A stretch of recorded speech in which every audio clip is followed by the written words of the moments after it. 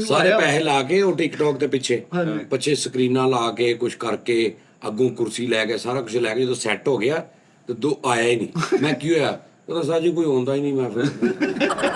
ਇਹਨਾਂ ਕੁਝ ਵੇਚਦੇ ਇਹਨਾਂ ਨੂੰ ਵੇਚਦੇ ਮੈਨੂੰ ਦੇ ਦੇ ਕਾਲੂ ਨੂੰ ਵੇਚਦੇ ਲੈ ਕੀ ਚਾਹੀਦਾ ਯਾਰ ਤੂੰ ਕਾਲੂ ਨੂੰ ਛੱਡ ਤੂੰ ਕਾਲੂ ਤੇ ਘਰ ਜਾ ਕੇ ਇਹਨਾਂ ਦੀ ਸੈਟਿੰਗ ਕਰਾ ਕੇ ਆ ਸਾਰੇ ਕਰਾ ਦਿੰਦਾ ਲਾਈਟ ਦੀ ਬੈਕਗ੍ਰਾਉਂਡ ਦੀ ਸਾਰੀ। ਠੀਕ ਹੈ ਚੱਲ ਮੈਂ ਲੈ ਜਾ ਕਿਸੇ ਦਿਨ ਤਬਾਈ ਲਵਾਣੀ ਸਟਾਰ ਜੀ ਕਿਹਨੂੰ ਕਹਿੰਦੇ ਤਬਾਈ ਨਹੀਂ ਸਾਡੀ ਇਹ ਏਦਾਂ ਬੈਠੇਗਾ ਲਾਈਵ ਤੇ ਤੁਹਾਨੂੰ ਲੱਗੇਗਾ ਯੂਕੇ 'ਚ ਬੈਠਾ ਵਾ ਕਿਉਂ ਇਸ ਤਰ੍ਹਾਂ ਦੀ ਇਹਦੀ ਮੈਂ ਬੈਕਗ੍ਰਾਉਂਡ ਤਿਆਰ ਕਰਦਾ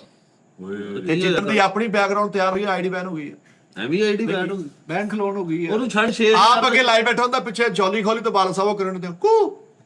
ਕੂ ਕੂ ਕੂ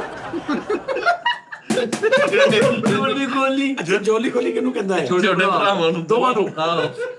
ਉਹ ਜਿਹੜਾ ਨੇਰੇ ਸਿੱਧੇ ਕਿ ਉਹਦੇ ਟਿਕਟੌਕ ਦੇਖਦਾ ਕੂ ਇੰਨੀ ਘਟਾਉਣ ਬਾਹਰ ਉਹ ਕਰਾਉਂਦਿਆਂ ਨੂੰ ਘੈਂਟ ਤਾਂ ਫੇਰ 20 ਫੁੱਲ ਵਜੇ ਜਾ ਕੇ ਅੱਜ ਜਦੋਂ ਇਹਨੂੰ ਗਿਫਟ ਵੱਜਦਾ ਤੇ ਦੋਵੇਂ ਛੋਟੇ ਭਰਾ ਐਂ ਕਰਦੇ ਉਹ ਛੱਡੀ ਦੇ ਬਾਕੀ ਬੱਚੇ ਦੇ ਵਿਆਹ ਲਈ ਇੰਸ਼ੋਰੈਂਸ ਕਰਾ ਲਈ ਸਟਾਰ ਜੀ ਜਦੋਂ ਬੱਚੇ ਦੇ ਵਿਆਹ ਦਾ ਦਿਨ ਆਇਆ ਉਹ ਇਹਨੂੰ ਪੈਸੇ ਨਹੀਂ ਦੇ ਰਹੇ ਆਪ ਸਾਰੇ ਇੰਤਜ਼ਾਮ ਕਰ ਰਹੇ ਦੇਖਾਂ ਦਾ ਆਪ ਕਰਨ ਦੇ ਨਹੀਂ ਮੈਂ ਬੀਬੀ ਫੜਨੀ ਆ ਓਏ ਯਾਰ ਤੂੰ ਮੇਰੀ ਗੱਲ ਸੁਣ 500 ਰੁਪਏ ਚ ਇੰਸ਼ੋਰੈਂਸ ਕਰਾ ਲਾਗਾ ਲੱਗਣ ਦੀ ਲਾਗਾ ਨਹੀਂ ਲੱਗ ਜਾਂਦਾ ਬਗਲਾ ਚਾ ਇਹਦੀ ਲਹਿਦਾ ਵਾ ਇੰਜ ਕਰਕੇ ਜਾ ਦਫ਼ਤਰ ਲਾਗਾ ਲੱਗ ਜਦੋਂ ਲਾਗਾ ਲੱਗ ਹੋਵੇ ਐ ਕਰਕੇ ਦੱਸੋ ਭਾਜੀ ਇਹਦੇ ਪੈਸੇ ਜਿੰਨੇ ਬੰਦੇ ਜਿਹੜਾ ਸੂਬੀ ਸਾਹਿਬ ਬੈਠੇ ਜਦੋਂ ਮੈਂ ਕਮੀਜ਼ ਚੁੱਕ ਕੇ ਦਿਖਾਵਾਂ ਮੈਂ ਲੱਗਾ ਹਾਂਜੀ ਉਹ ਤੈਨੂੰ ਉਸੇ ਟਾਈਮ ਜਿਹੜਾ ਤੇਰਾ 200-250 ਬਣੇਗਾ ਤੈਨੂੰ वो भावे दिल करे आकर थोड़ा सख्त नहीं है लाल नहीं लगा थोड़ा सा 2 दिन और निकलेंगे फिर है कि ਫਿਰ ਉਹਨੇ ਗਾਲ ਵਾਲੇ ਘਲਾ ਦੇਣਾ ਤੈਨੂੰ ਉਹ ਜਿਹੜਾ ਨੋਨੀ ਕੋਟ ਨਹੀਂ ਪਾਉਂਦਾ ਮੁਸ਼ਾਇਰੇ ਚ ਉਹ ਪਾ ਲਿਆ ਕਰ ਤੈਨੂੰ ਡੇਲੀ ਮੋਸ਼ਨ ਲੱਗਣ ਦੀ ਕਰਾ ਉਹ ਤਾਂ ਤੈਨੂੰ ਅੱਜ ਦਿਨ ਲੱਗੇ ਚਾਹੁੰਦੇ ਹੀ ਉਹਨਾਂ ਨੇ ਸਭ ਤੋਂ ਪਹਿਲੇ ਤੈਨੂੰ ਫਾਰਕ ਕਰਨਾ ਉਹਨਾਂ ਕਹਿੰਦਾ ਇਹਨੂੰ ਕੱਢੋ ਪਹਿਲੇ ਜਿੰਨੇ ਪੈਸੇ ਪਾਉਂਦੇ ਨੇ हां कहना मेरी गल भर नहीं है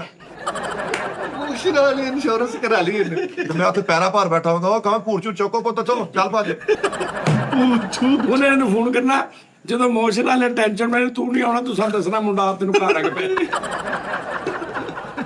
ਚੁੱਕ ਪਈ ਦੀ ਕਰਾ ਇੰਸ਼ੋਰੈਂਸ ਚੁੱਕ ਪਈ ਜੀ ਨਹੀਂ ਕਰਦੇ ਉਹ ਗਾਰਡ ਵੱਟ ਮਾਰਦਾ ਬਾਹਰ ਲਾਸੀ ਤੇ ਹੀ ਕਰਕੇ ਉਹ ਭੇਜ ਦਿੰਦਾ ਬੰਦੇ ਚੱਲ ਨੂੰ ਫਿਰ ਰੱਖ ਪਈ ਸੀ ਕਰਾ ਲਾ